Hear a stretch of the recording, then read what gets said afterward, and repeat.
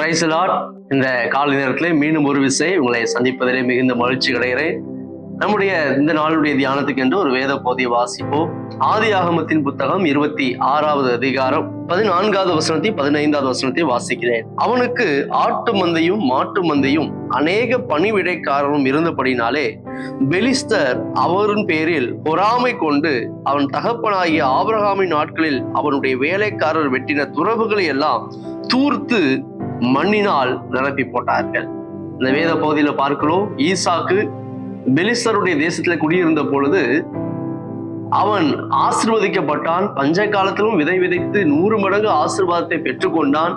ஏராளமான மிருக ஜீவன்கள் ஆஸ்திகள் எல்லாம் இருக்குது என்பதை அந்த தேசத்தில் இருக்குதான பெலிஸ்த ஜனங்கள் கண்டு அதன் மூலமாய் அவன் மேல் பொறாமை கண்டு, அதாவது ஈசாக்கின் மேல் பொறாமை கொண்டு அவனை பகைத்தார்கள். அது மாத்திரமல்ல, அவன் எப்படியாவது அழிந்து விட வேண்டும் என்று சொல்லி அவனுடைய தகப்பன் வெட்டின எல்லா கிணறுகளையும் தூர்த்து போட்டார்கள் என்று சொல்லப்பட்டு இருக்கிறது. இன்றைக்கு கொஞ்சம் நினைச்சு பார்க்கும்போது நம்முடைய வாழ்க்கையிலையும் அடுத்து இன்னைக்கு உலகத்திலையும் நடக்கக்கூடிய சம்பவம், ஒருவேளை ஒருத்தவங்க ரோட்ல ரொம்ப பசியோடு இருக்கிறாங்கன்னா அதை பார்த்து ரொம்ப பரிதாபப்படுறோம், முடிந்தா அவங்களுக்கு ஏதாவது ஹெல்ப் பண்றோம். ஒருத்தர் ரொம்ப இழக்கக்கூடாத ஒருத்தர் இழந்து அழுது கொண்டு இருக்கிறாருன்னா அவரை பார்க்கும்போதே நமக்கு ரொம்ப கஷ்டமா இருக்குது. சில கடினமான சூழ்நிலை அனுபவத்தின் நேராக நடந்து போயிருக்கிற மனிதர்களை பார்த்தா அவங்களுடைய கடினமான பாதைகள், அவருடைய பேச்சுக்கள், அவருடைய மன வருத்தங்களை கேட்கும் போது நமக்கும் சில நேரத்துல கண்ணுல இருந்து கண்ணீர் வருது. அப்போ மற்றவங்களோட சேர்ந்து மற்றவங்களுடைய வேதனைகளை கேள்விப்பட்டாலே அது பார்த்தாலே நமக்கு ரொம்ப மனசு கஷ்டப்படுது. சில நேரம் நமக்கு உதவி செய்யறோம், ஓகே. ஆனா அதே நேரத்துல பிறர் சந்தோஷம் அடையும் போது, வாழ்க்கையில அடுத்தடுத்த வெற்றி அடையும் போது அதை பார்த்து நமக்கு சந்தோஷம் வருகிறதா என்பதை நம்ம கொஞ்சம் ஆராய்ச்சி செஞ்சு பார்க்கணும். ஆனா இன்னைக்கு நிறைய பேருக்கு மற்றவங்க கஷ்டப்படுறத பார்த்தா அது சேர்ந்து இவங்களும் ஃபீல் பண்ணுவாங்க. ஆனா மற்றவங்க உயர்றத பார்த்தா, ஆசீர்வதிக்கிறத பார்த்தா, நல்ல வசதி அடைகிறாங்க அல்லது ஒரு ப்ரொமோஷன்ல அடுத்த லெவலுக்கு போயிட்டாங்கன்னா அதை பார்த்து நிறைய பேரால சந்தோஷமா இருக்க முடியல. சந்தோஷத்துக்கு பதிலாக பொறாமை தான் இன்னைக்கு வருது. அந்த பொறாமையினால எப்படி மற்றவங்களை கவுக்கலாம்னு சொல்லிட்டு நிறைய உபாய தந்திரங்களை செய்து மற்றவங்க எப்படியாவது அழிந்து போக வேண்டும், கீழே போக வேண்டும் என்று முயற்சி செய்கிற கூட்டம் தான் இன்னைக்கு நிறைய பேர் இருக்கிறாங்க. இன்னைக்கு நம்ம எப்படி இருக்கிறோம்? இந்த வார்த்தை கேட்டுக்கொண்டிருக்கிற தெய்வ பிள்ளைகளா இருக்கிற நாம் எப்படி இருக்கிறோம்? நாம் பிறருடைய சந்தோஷத்தை கண்டு நாமும் சந்தோஷப்படுகிறோமா? பிறருடைய உயர்வை கண்டு நாம் சந்தோஷப்படுகிறோமா? பிறருடைய முயற்சிகள் வெற்றியடையும் போது, நல்ல பெயர் வாங்கும் போது அதை பார்க்கிற நாம் சந்தோஷம் அடைகிறோமா? இல்லை, நமக்குள்ளே பொறாமைனாலே எரிச்சல் வருகிறதா? இப்படி இவர்கள் நல்ல பேர் வாங்கிட்டாங்கன்னு சொல்லி ஒரு கோபம் வருதா? அப்படி ஒருவேளை அந்த கோபமும் எரிச்சல் வந்துச்சுன்னா நமக்குள்ள முக்கியமான ஒரு குணம் இருக்குது. அதான் என்ன குணம்னா பொறாமை என்ற குணம். வேதத்துல சொல்லப்படுகிறது, பொறாமையோ எலும்பு உருக்கி என்று சொல்லி.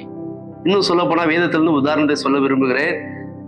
சவுல் என்ற ராஜா கோலியாத் என்ற அந்த எதிரி எல்லா படை வீரர்களையும் சவுலையும் நோக்கி கூப்பிடுகிறான். யாராவது ஒருவர் என்னோட யுத்தத்துக்கு வாருங்கள், அவரோட நான் சண்டை போடுறேன். ஒருவேளை நான் ஜெயிச்சிட்டா நீங்க எல்லாம் எனக்கு அடிமை, நீங்க ஜெயிச்சிட்டா நாங்க எல்லாரும் உங்களுக்கு அடிமை என்று சொல்லி அவன் பயங்கரமான காரியங்களை கத்தி சத்தமா பேசிட்டு இருக்கிறான்.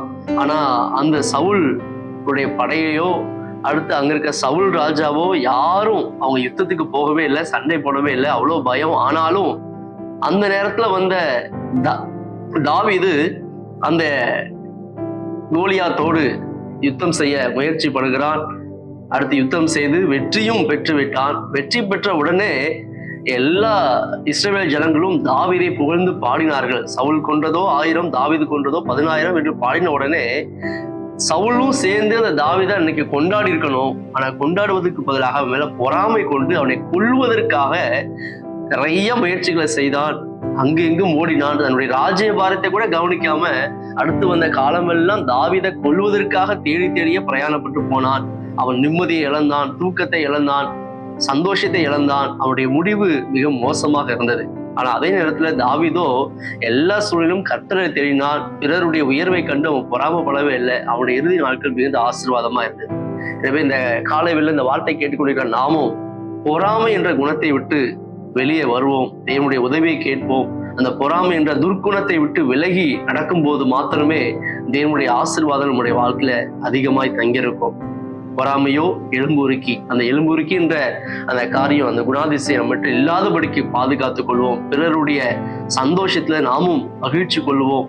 பிறருடைய உயர்விலே நாமும் சந்தோஷப்படுவோம். நிச்சயமாகவே கர்த்தர் நம்மை ஆசீர்வதித்து உயர்த்த வல்லவராக இருக்கிறார். கண்களை மூடி ஜெபம் பண்ணுவோமா? நல்ல தகப்பனே, இந்த காலை நேரத்துல இந்த வார்த்தை கேட்டுக்கொண்டிருக்கிற நம்முடைய பிள்ளைகள் ஒவ்வொருவரையும் ஆசீர்வதிங்க. இந்த பொறாமை என்ற குணத்திலிருந்து மனம் திரும்ப இதை விட்டு வெளியே வர ஒவ்வொருவருக்கும் அனுக்கிரகம் செய்வீராக. நாங்க யாரு மேலேயும் பொறாமப்படாம எல்லாருடைய உயர்வுகளை கண்டு சந்தோஷப்பட மகிழ்ச்சி அடைய கர்த்தர் கிருபை தாங்க. இயேசுவின் நாமத்தில் ஜெபிக்கிறோம் ஜீவனுள்ள நல்ல பிதாவே. ஆமென்.